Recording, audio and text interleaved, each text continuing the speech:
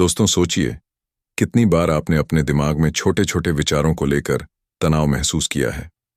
काम, रिश्ते, फैसले, और फिर भी लगता है कि कुछ कमी है। एक तरह की शांति, एक स्पष्टता जो यहाँ है, पर हम उसे नोटिस नहीं कर पा रहे। अगर आपने भी कभी सोचा है, काश मैं अपने मन को समझ पाऊं, काश जिंदगी थोड़ी सरल और स्पष्ट हो जाए, तो यह वीडियो आपके लिए है। आज हम बात करने वाले हैं जे कृष्णमूर्ति की किताब कॉन्वर्सेशंस के उन विचारों के बारे में, ऐसे आइडियाज जो आपके सोचने का तरीका और जिंदगी का नजरिया ही बदल सकते हैं। और यह वीडियो सिर्फ थ्योरी नहीं है। मैं आपको दिखाऊंगा कि आप कैसे इन विचारों को अपनी जिंदगी में महसूस और लागू कर सकते हैं। तो चलिए शुरू करते हैं। अध्याय 1, मन की वास्तविक स्वतंत्रता। दोस्तों, जब हम जीवन में शांति और खुशहाली की तलाश करते हैं तो अक्सर हम बाहर की चीजों को बदलने में समय लगा देते हैं, लेकिन जे कृष्णमूर्ति कहते हैं कि असली बदलाव हमारे भीतर ही शुरू होता है। अध्याय 1 में कृष्णमूर्ति हमें लेकर चलते हैं हमारे मन की दुनिया में। वे कहते हैं कि हमारा मन अक्सर दो चीजों से भरा रहता है, भूतकाल की यादें और भविष्य की चिंता। यही वह कारण है कि हम अक्सर वर्तमान में पूरी तरह नहीं रह पाते। वे एक उदाहरण देते हैं। मान लीजिए आप कोई पुराना अनुभव याद करते हैं जो आपको दुख या चिंता देता है। कृष्णमूर्ति कहते हैं कि यह सिर्फ याद नहीं है, बल्कि यह मन की एक आदत है जो आपको बार बार वही भाव महसूस कराती है। अब सवाल यह है, क्या हम इन विचारों और भावनाओं के पीछे भागते रहते हैं या सिर्फ ध्यानपूर्वक देख सकते हैं कि ये क्या है? कृष्णमूर्ति का जवाब है कि केवल देखने से ही मन में बदलाव आता है। जब आप अपने विचारों को बिना किसी निर्णय या आलोचना के देखते हैं तो धीरे धीरे मन की जकड़न खुलने लगती है। यह कोई तकनीक नहीं है, कोई मंत्र नहीं, बल्कि सिर्फ जागरूकता है। इसके साथ ही वे एक और महत्वपूर्ण बात कहते हैं, डर और चिंता हमारे जीवन की सबसे बड़ी बाधा है। और यह डर तब पैदा होता है जब हम अपने आप को अलग और असुरक्षित महसूस करते हैं। लेकिन कृष्णमूर्ति डर से भागने की सलाह नहीं देते। उनका तरीका है, डर को पहचानो, समझो और उसका सामना करो। इस अध्याय में हम यह भी समझते हैं कि मन की स्वतंत्रता केवल तभी संभव है जब हम अपने विचारों, भावनाओं और डर की संरचना को समझें। यह समझ हमें शांति और स्पष्टता देती है। तो दोस्तों, अध्याय 1 में हमने देखा कि हमारे मन की जकड़नें कहाँ से आती हैं और असली स्वतंत्रता पाने के लिए हमें किस तरह जागरूक होना चाहिए। लेकिन अब मैं आपसे एक सवाल छोड़ता हूं, क्या वास्तव में हम अपने डर और चिंता को समझने और देख पाने की क्षमता रखते हैं, या हम उन्हें सिर्फ भागते हुए जीते रहते हैं? इस सवाल का जवाब हम अगले अध्याय में खोजेंगे। अध्याय 2, डर और चिंता की जड़ें समझना। दोस्तों, पिछले अध्याय में हमने देखा कि हमारा मन अक्सर भूत और भविष्य में उलझा रहता है और यही कारण है कि हम आज में पूरी तरह नहीं जी पाते। अब सवाल यह है कि हमारे जीवन की सबसे बड़ी बाधा, डर और चिंता, वास्तव में कहां से आती है? कृष्णमूर्ति बताते हैं कि डर और चिंता सिर्फ किसी बाहरी घटना की प्रतिक्रिया नहीं है। असली कारण है हमारा खुद के प्रति नजरिया और हमारी सोच की आदतें। जब हम अपने आप को अलग, कमजोर या असुरक्षित महसूस करते हैं, तभी डर जन्म लेता है। वे एक उदाहरण देते हैं। सोचिए कि आप किसी महत्वपूर्ण फैसले के बारे में सोच रहे हैं। आप लगातार सोचते हैं कि अगर यह गलत हुआ तो क्या होगा, या लोग क्या सोचेंगे। यह चिंता और डर का चक्र बन जाता है। लेकिन कृष्णमूर्ति कहते हैं कि यह डर केवल आपके सोचने के तरीके का परिणाम है, वास्तविक खतरा नहीं। अब सबसे अहम बात, डर से भागना या उसे दबाना कोई हल नहीं है। कृष्णमूर्ति कहते हैं कि डर को पहचानना और समझना ही असली रास्ता है। जब आप डर को स्वीकार कर लेते हैं और उसे बिना प्रतिक्रिया दिए देखते हैं, तो वह धीरे धीरे कमजोर होने लगता है। वे इसे इस तरह समझाते हैं जैसे आप किसी पेड़ के पत्ते को ध्यान से देखते हैं। आप उसे काटते नहीं, दबाते नहीं, बस देखते हैं। उसी तरह अपने डर और चिंता को सही नजर से देखना सीखें। इस अध्याय का सबसे महत्वपूर्ण संदेश है, डर और चिंता केवल हमारे विचारों की उपज हैं, और जब हम उन्हें समझते हैं तो हम मन की स्वतंत्रता और आंतरिक शांति की ओर बढ़ सकते हैं। तो दोस्तों, अब आप सोच रहे होंगे कि अगर हम अपने डर और चिंता को पहचान लें तो सच में मन की शांति और स्पष्टता कैसे आती है? यह सवाल हमें अगले अध्याय में ले जाएगा, जहां हम सीखेंगे कि जागरूकता और ध्यान के माध्यम से मन को कैसे शांत और मुक्त किया जा सकता है। अध्याय 3, जागरूकता और ध्यान के माध्यम से मन की शांति। दोस्तों, पिछले अध्याय में हमने जाना कि डर और चिंता केवल हमारे सोचने के तरीके की उपज हैं। अब सवाल यह है कि अगर हम डर और चिंता को समझ लें तो वास्तविक शांति और स्वतंत्रता कैसे आती है। कृष्णमूर्ति कहते हैं कि असली ध्यान या मेडिटेशन कोई तकनीक, मंत्र या घंटों बैठना नहीं है।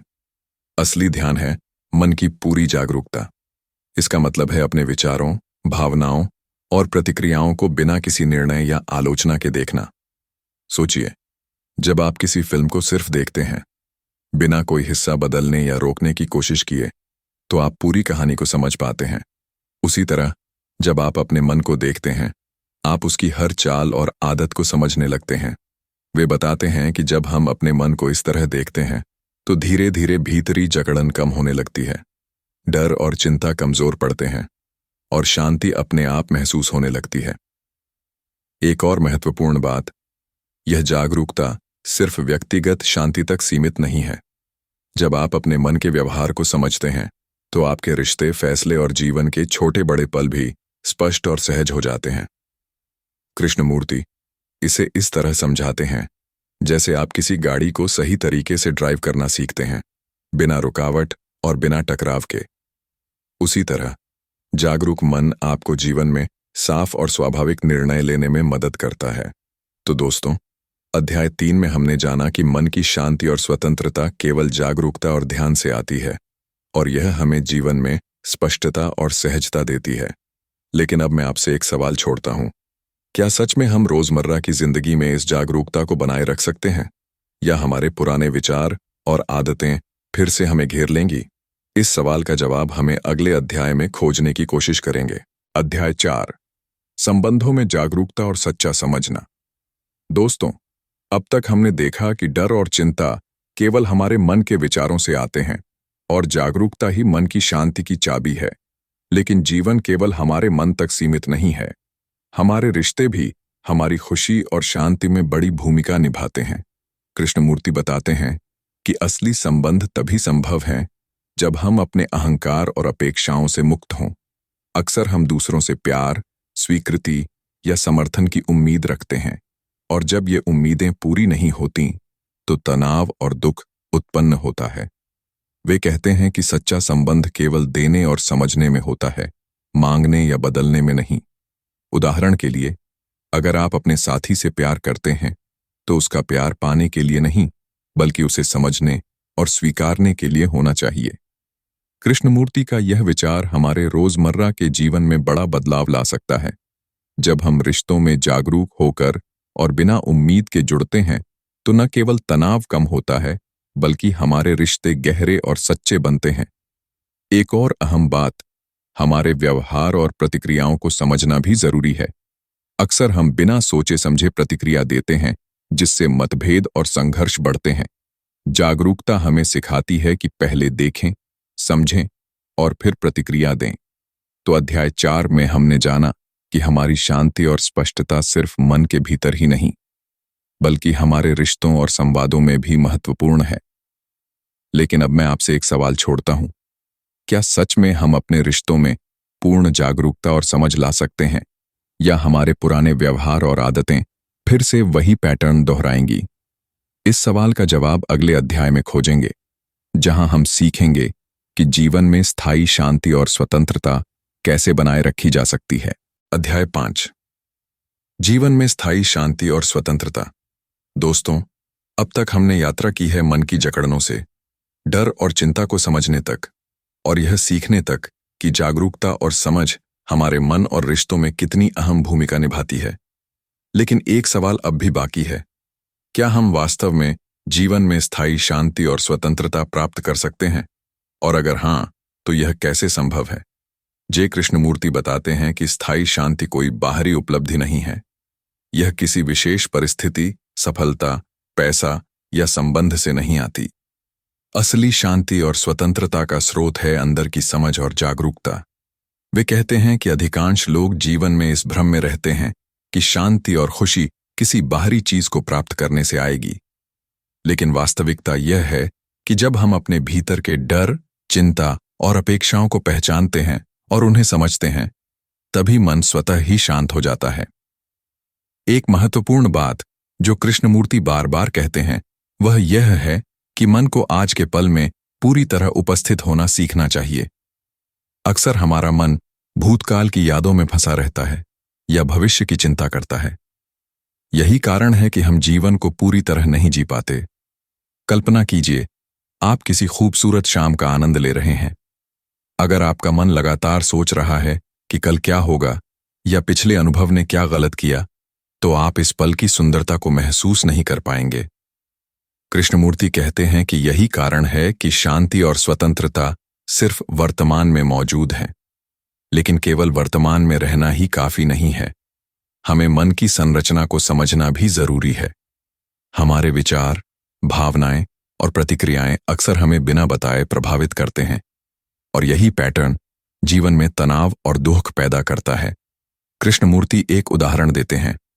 जैसे अगर आप जलते हुए अंगारे पर ध्यान दें और देखें कि वह अंगारा केवल गर्मी और आग है, उसे न पकड़ें और न उसका विरोध करें, तो आप डर महसूस नहीं करेंगे। इसी तरह अपने मन के विचारों और भावनाओं को समझने और उन्हें बिना प्रतिक्रिया दिए देखने से भी हम डर और चिंता से मुक्त हो सकते हैं। इसके साथ ही वे यह भी बताते हैं कि रिश्तों में जागरूकता स्थायी शांति के लिए जरूरी है। जब हम दूसरों के साथ बिना अपेक्षाओं और अहंकार के जुड़ते हैं, तो रिश्तों में संघर्ष कम होता है और सच्चा समझ पैदा होता है। प्यार और संबंध तब खिलते हैं जब हम केवल देने और समझने की भावना से जुड़ते हैं, मांगने या बदलने की कोशिश किए बिना। एक और अहम पहलू है संगति और पर्यावरण की जागरूकता। कृष्णमूर्ति कहते हैं कि मन की स्वतंत्रता केवल व्यक्तिगत प्रयास से नहीं आती, यह उस वातावरण और समाज से भी प्रभावित होती है जिसमें हम रहते हैं। जब हम अपने आसपास की परिस्थितियों और लोगों की प्रतिक्रियाओं को समझते हैं और उसी में जागरूक रहते हैं, तो हमारा मन संतुलित और स्वतंत्र रह सकता है। तो अध्याय 5 में हम यह समझते हैं कि जीवन में स्थायी शांति और स्वतंत्रता। 1. मन की जागरूकता और अपने विचारों का निरीक्षण करके। 2. वर्तमान पल में पूरी तरह उपस्थित होकर। 3. डर और चिंता को पहचान कर और समझकर। 4. रिश्तों में अहंकार और अपेक्षाओं से मुक्त होकर। 5. अपने आसपास के वातावरण और समाज के प्रति जागरूक रहकर प्राप्त की जा सकती है। लेकिन दोस्तों, यह रास्ता इतना आसान नहीं है। हमारे पुराने पैटर्न, आदतें और कंडीशनिंग बार बार हमें पुरानी जकड़नों की ओर खींचती हैं। यही कारण है कि कृष्णमूर्ति कहते हैं कि शांति और स्वतंत्रता एक निरंतर अभ्यास और जागरूकता की प्रक्रिया है, जो रोजमर्रा के जीवन में लगातार देखने और समझने से ही संभव है। तो अब मैं आपसे एक सवाल छोड़ता हूं, क्या हम सच में अपनी रोजमर्रा की जिंदगी में इतने जागरूक रह सकते हैं कि पुरानी आदतें और कंडीशनिंग हमें फिर से नहीं घेर सकें? या क्या हमें इस प्रक्रिया को लगातार सीखते और अभ्यास करते रहना होगा? यह सवाल अगले अध्याय में हम खोजेंगे, जहां हम समझेंगे कि जागरूकता को जीवन का स्थायी हिस्सा कैसे बनाया जाए और स्थायी स्वतंत्रता कैसे अनुभव की जा सकती है। अध्याय 6, जागरूकता को जीवन का स्थायी हिस्सा बनाना। दोस्तों, अब तक हमने यात्रा की है मन की जकड़नों, डर और चिंता, जागरूकता और रिश्तों के महत्व को समझने तक। हमने देखा कि मन की शांति और स्वतंत्रता केवल जागरूकता से आती है और यह कैसे हमारी जिंदगी के हर पहलू को बदल सकती है। अब सवाल यह है कि क्या हम इस जागरूकता को अपनी रोजमर्रा की जिंदगी में स्थायी रूप से बनाए रख सकते हैं? कृष्णमूर्ति बताते हैं कि जागरूकता कोई अलग जीवन शैली या कोई कठिन नियम नहीं है। यह एक नजरिया है, एक तरीका है अपने जीवन को देखने और समझने का। इसे रोजमर्रा के अनुभवों में उतारना ही असली अभ्यास है। वे कहते हैं कि हम अक्सर सोचते हैं कि ध्यान केवल शांत जगह पर घंटों बैठकर किया जा सकता है, लेकिन असली ध्यान और जागरूकता हर पल, हर गतिविधि में मौजूद हो सकती है। जैसे जब आप खाना खाते हैं, बातचीत करते हैं या काम कर रहे होते हैं, आप पूरी तरह वर्तमान में और सचेत रह सकते हैं। कृष्णमूर्ति इसे इस तरह समझाते हैं, जैसे आप किसी नदी को देखते हैं, उसकी धारा को महसूस करते हैं उसकी आवाज को सुनते हैं, बिना उसे रोकने या बदलने की कोशिश किए। उसी तरह अपने विचारों और भावनाओं को देखना और महसूस करना सीखें। इससे मन लगातार जागरूक और स्वतंत्र बना रहता है। अगली बात जो वे बताते हैं वह है सतत अभ्यास। केवल एक बार जागरूक होना पर्याप्त नहीं है। हमारे पुराने विचार और आदतें बार बार हमें पुरानी जकड़नों की ओर खींचते हैं। इसलिए रोजमर्रा की जिंदगी में छोटे छोटे पल, छोटी छोटी परिस्थितियों में जागरूक रहना ही असली अभ्यास है। कृष्णमूर्ति कहते हैं कि जब आप अपने डर, चिंता और प्रतिक्रियाओं को लगातार देखते और समझते हैं, तो धीरे धीरे आपका मन स्वतः शांत और स्वतंत्र होने लगता है। यही वह शांति है जो परिस्थितियों पर निर्भर नहीं करती, जो स्थायी है। इसके साथ ही वे रिश्तों में भी जागरूक रहने की बात दोहराते हैं। जब हम अपने संबंधों में अहंकार और अपेक्षाओं से मुक्त रहते हैं और केवल समझने और देने की भावना से जुड़ते हैं, तो यह न केवल हमारे मन को शांति देता है, बल्कि हमारे रिश्तों को भी गहरा और सच्चा बनाता है। एक और महत्वपूर्ण बात, हमारे जीवन का पर्यावरण और समाज भी हमारी जागरूकता को प्रभावित करता है। कृष्णमूर्ति कहते हैं कि हमें अपने आसपास के माहौल और लोगों की प्रतिक्रियाओं को भी समझते हुए अपनी जागरूकता को बनाए रखना चाहिए। इसका मतलब यह है कि हम केवल खुद तक सीमित नहीं रहते, बल्कि अपने पूरे जीवन और समाज में सतत जागरूक रहते हैं। तो अध्याय 6 में हम यह समझते हैं कि स्थायी स्वतंत्रता और शांति पाने के लिए हमें 1. हर पल में जागरूक और वर्तमान में रहना। 2. अपने विचारों, भावनाओं और प्रतिक्रियाओं को बिना निर्णय देखना। 3. रोजमर्रा की जिंदगी में छोटे छोटे पल में अभ्यास करना। 4. रिश्तों में अहंकार और अपेक्षाओं से मुक्त रहना। 5. अपने पर्यावरण और समाज की समझ बनाए रखना। इन सभी चीजों को अपनाना होगा। यही कृष्णमूर्ति का संदेश है, शांति और स्वतंत्रता कोई दूर की मंजिल नहीं, बल्कि हर रोज के अनुभव में जागरूक रहने की प्रक्रिया है। लेकिन दोस्तों, मैं आपसे एक सवाल छोड़ता हूं जो हमेशा हमारे साथ रहेगा। क्या हम सच में इतने जागरूक रह सकते हैं कि मन की पुरानी आदतें हमें फिर से न घेरें? या क्या हमें इस प्रक्रिया को सतत अभ्यास और समझ के साथ जीवन भर बनाए रखना होगा? यह सवाल केवल अगला अध्याय नहीं है, बल्कि यह जीवन की यात्रा का हिस्सा है। क्योंकि जैसे जैसे हम इसे अनुभव करते हैं, हमें धीरे धीरे सच्ची स्वतंत्रता और शांति का अनुभव होता है। अध्याय 7, चेतना और जीवन की गहराई को समझना। दोस्तों, अब तक हमने जाना कि हमारे मन की जकड़ने, डर और चिंता केवल हमारी सोच और आदतों से आती हैं। हमने देखा कि जागरूकता और ध्यान के माध्यम से हम अपने मन को शांत और स्वतंत्र बना सकते हैं। हमने रिश्तों और पर्यावरण में जागरूक रहने का महत्व भी समझा। अब सवाल यह है कि क्या हम जीवन की गहराई और वास्तविक चेतना तक पहुंच सकते हैं? कृष्णमूर्ति कहते हैं कि अधिकांश लोग जीवन को केवल सतही तौर पर जीते हैं। हम केवल रोजमर्रा की चुनौतियों और अनुभवों में उलझे रहते हैं और जीवन की असली गहराई और अर्थ को महसूस नहीं कर पाते। वे बताते हैं कि चेतना का मतलब है हर पल पूरी तरह से जीवन को देखना और महसूस करना, बिना किसी भ्रम, डर या अपेक्षा के। यह चेतना केवल मन को शांत करने या खुश रहने का माध्यम नहीं है, बल्कि यह हमें जीवन की सच्ची प्रकृति और वास्तविकता को समझने में मदद करती है। कृष्णमूर्ति इसे एक उदाहरण से समझाते हैं। जैसे आप एक बागीचे में चलते हैं और केवल फूलों की सुंदरता देखते हैं, उनके रंग और खुशबू को महसूस करते हैं। अगर आप उसे पूरी तरह महसूस करें, उसकी हर सूक्ष्मता को देखें, बिना किसी तुलना या मूल्यांकन के, तो आप उस अनुभव में पूरी तरह जागरूक हो जाते हैं। इसी तरह अपने जीवन और अपने मन को पूरी तरह देखना ही चेतना है। वे बताते हैं कि चेतना केवल व्यक्तिगत शांति तक सीमित नहीं है।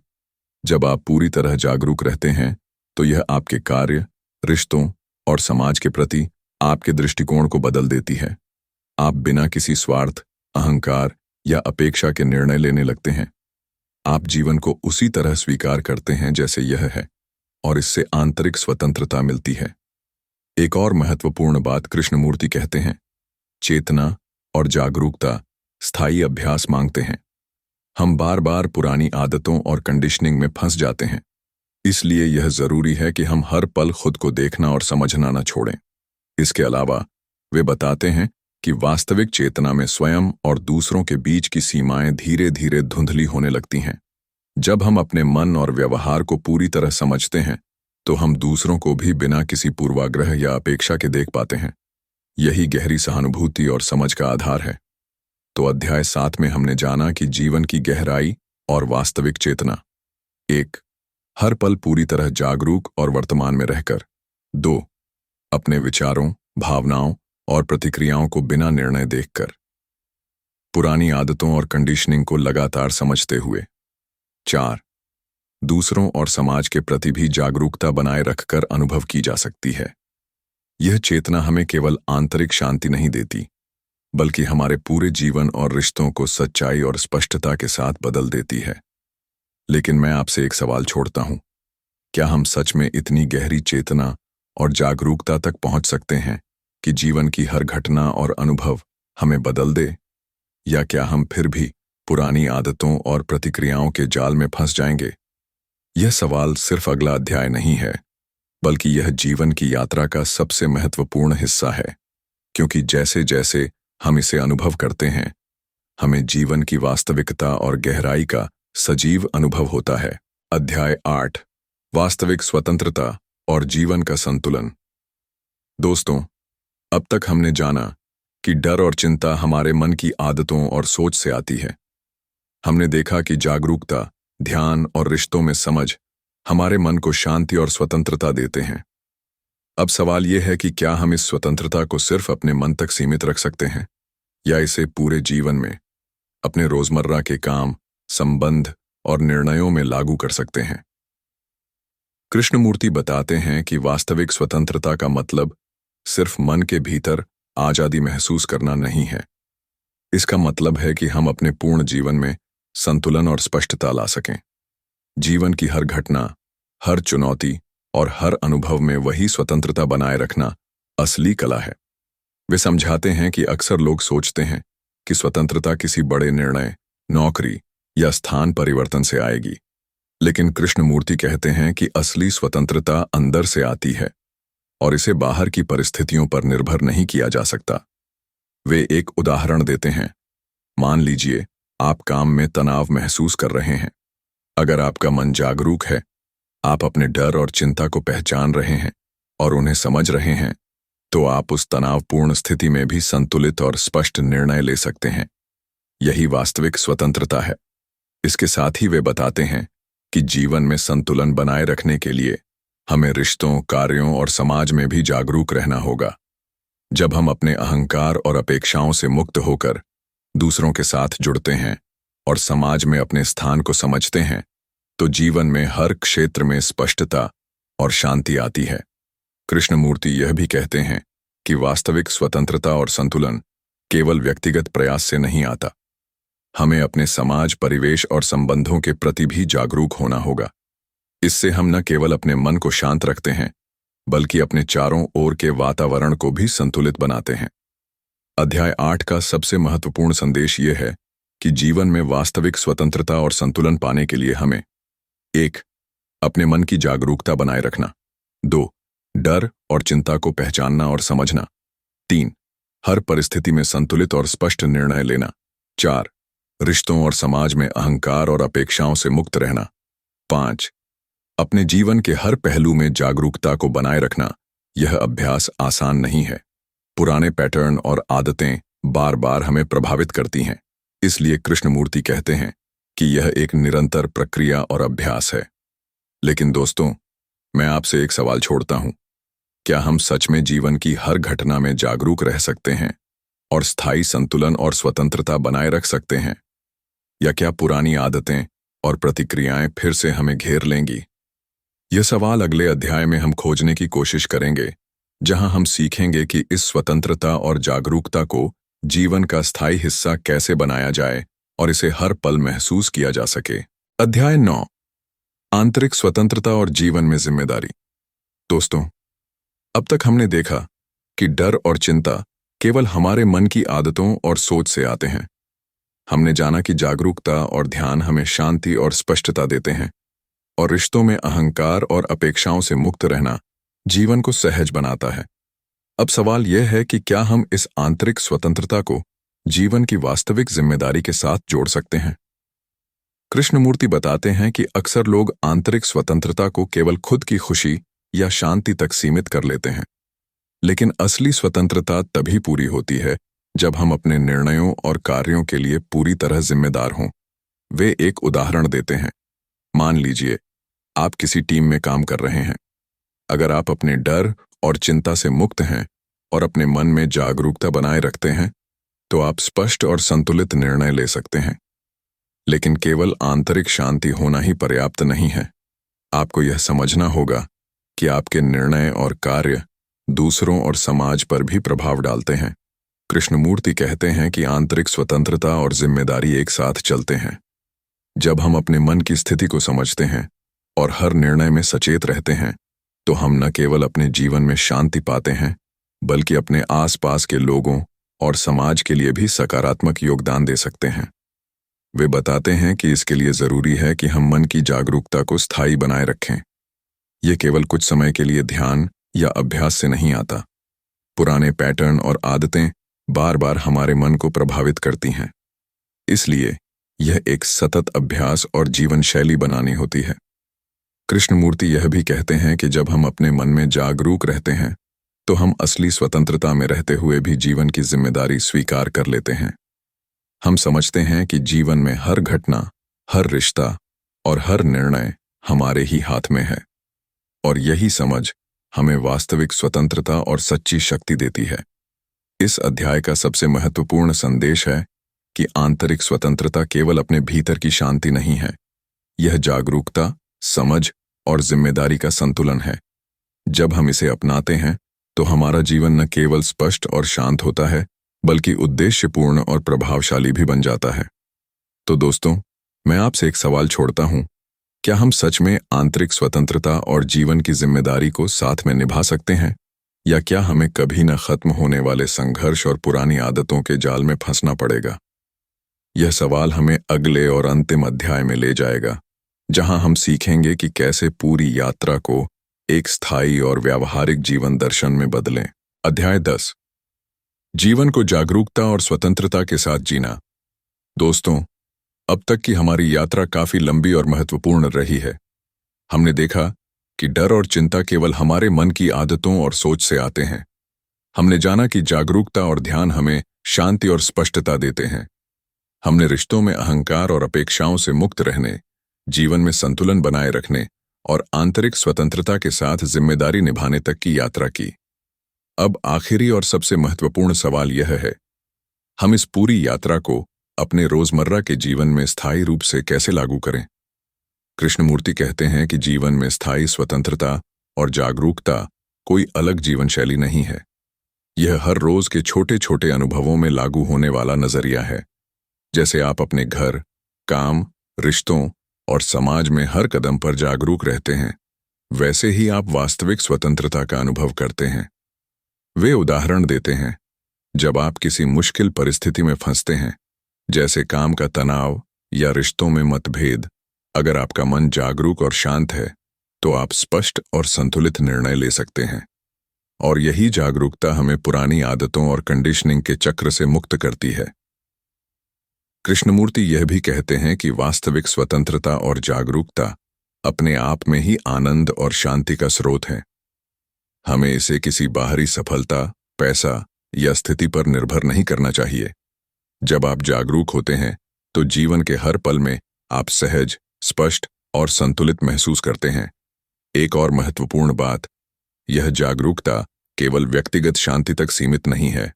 जब हम अपने जीवन में पूरी तरह जागरूक रहते हैं, तो हमारे रिश्ते, समाज और आसपास का वातावरण भी सकारात्मक रूप से बदलते हैं। हम बिना अपेक्षाओं और अहंकार के जुड़ते हैं, समझते हैं और संतुलन बनाए रखते हैं। अध्याय 10 में कृष्णमूर्ति यह भी समझाते हैं कि स्थायी स्वतंत्रता और जागरूकता एक निरंतर अभ्यास है। पुराने पैटर्न और आदतें बार बार हमारे मन को प्रभावित करती हैं, इसलिए हमें हर पल खुद को देखने और समझने का अभ्यास करना चाहिए। यह केवल तकनीक नहीं, बल्कि जीवन का तरीका है। तो इस अध्याय और पूरे सीरीज का सबसे महत्वपूर्ण संदेश यही है कि जीवन को सच में जागरूकता, स्वतंत्रता और जिम्मेदारी के साथ जीना संभव है। इसका मतलब है कि हम अपने मन के विचारों और भावनाओं को समझें, डर और चिंता से मुक्त रहें, रिश्तों और समाज में जागरूक और संतुलित रहें, और हर पल जीवन की वास्तविकता को पूरी तरह महसूस करें। लेकिन दोस्तों, मैं आपसे एक अंतिम सवाल छोड़ता हूं। क्या हम सच में इस जागरूकता और स्वतंत्रता को जीवन का स्थायी हिस्सा बना सकते हैं और हर रोज इसे अनुभव कर सकते हैं? या क्या हम पुरानी आदतों और प्रतिक्रियाओं के जाल में बार बार फंसते रहेंगे?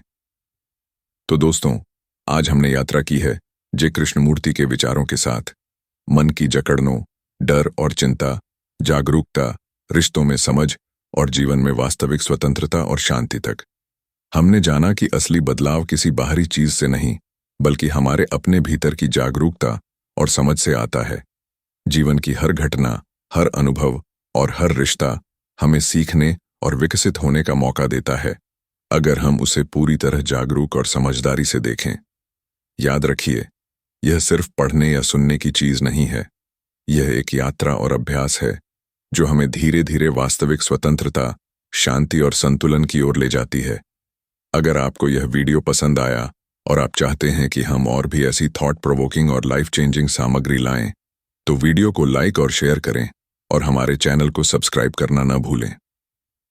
नीचे कमेंट में मुझे बताइए कि आपको सबसे ज्यादा कौन सा अध्याय या विचार रेजोनेट हुआ और आप अपनी जिंदगी में इसे कैसे लागू करना चाहेंगे। मैं आपके कमेंट्स जरूर पढ़ूंगा और आपकी जर्नी में आपके साथ जुड़ना चाहूंगा। धन्यवाद दोस्तों, आपसे अगले वीडियो में मिलते हैं, और तब तक जागरूक रहें, समझें और अपने जीवन को सच्ची शांति और स्वतंत्रता के साथ जिएं।